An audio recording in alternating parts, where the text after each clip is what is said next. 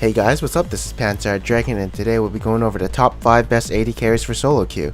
Now in this patch you might be wondering who's strong right now, since some champions have been nerfed like Kog'Maw and Trist, and especially Lucian, and some champions have been buffed like Graves and Vayne. So you might be wondering who are the best AD carries for patch 4.13, and I'm here to answer that for you. Alright, so previously at number 5 was Twitch. He is a long range AD carry who can make picks mid game and kill people.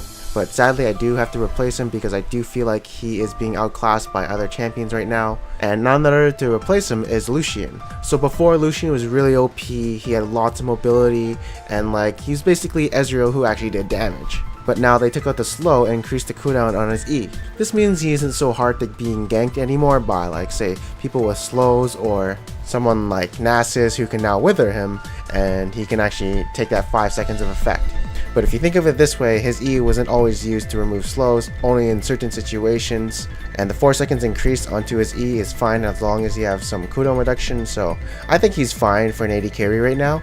But he's not as OP as he was before, and he is a 500 range AD carry. And previously on patch 4.12 was Caitlyn, but I'm gonna go on a rant about Caitlyn. And the reason why I thought Caitlyn was so strong was because she was a long range AD carry, and Infinity Edge was the first thing you had to buy or else you were useless. But anyways, now this is the reason why I think she sucks. So in my experience, Caitlyn, when she ever does good in lane and goes 3-0, she can't carry the game by herself, and if she dies once during the mid game, somehow the other carries she just stomped can catch up and be as useful as her in teamfights. Her mid game is absolute garbage and her late game is just shit. And if you do lose the lane as Caitlyn, you are, well, basically useless. There's absolutely no way you can catch up to the other AD carry, as most AD carries do outscale Caitlyn, and she's an early game dominant champion. Anyways, to replace her is gonna be Jinx. So I can go over the pros of Jinx. Is basically she's a long range AD carry, she scales well into the mid game and late game, she has a lot of steroids, and since Bloodthirster is coming back, she can go Infinity Edge and then Phantom Dancer and then Bloodthirster, and of course she is a late game monster since she has so much damage output. The only thing that is bad about Jinx is her early game. If you can get by the early game and go even, you'll probably be really useful, and of course if you do get one kill early in the game, you can dominate that lane. With that being said, she's a pretty good AD carry. Previously at number 3 is Kog'Maw, but you'll see later that he's been moved up, and replacing him is Dorky. I don't know, people are realizing he's really strong, even I'm realizing he's pretty strong, and he's becoming pretty popular at the moment. The thing about him is, when he gets Triforce, he has a huge power spike, and when he enters mid game, he'll be shredding teamfights really good. He can do a ton of magic damage with his Q and R, and the Blade of Ruin King plus Gatling gun makes for really good damage since you're shredding their armor. And I think something that's really good about him is that he scales with levels. His rockets do more damage when he gets to level 6, 11, 16, and his E can shred 40 armor from an enemy if they stay in his Gatling gun.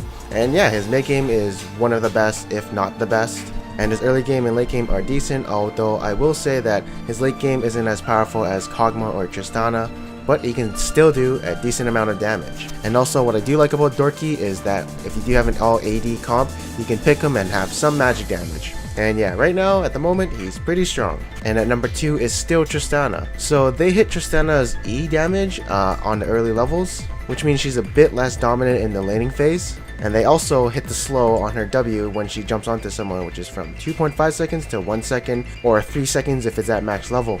But as you can see, really minor nerfs, doesn't really hit her mid game or late game.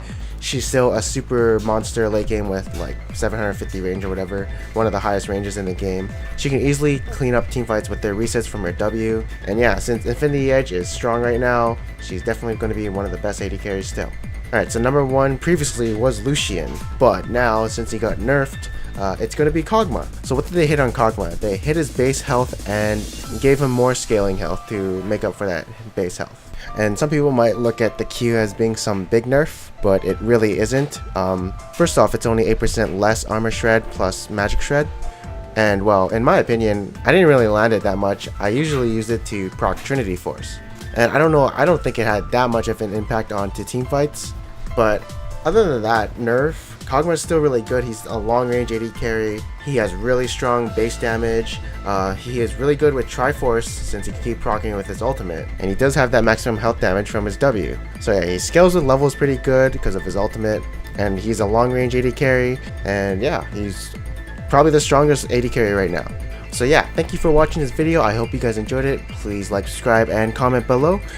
And yeah, I am Panta Dragon. Again, I'll thank you for watching, and I hope to see you guys next time.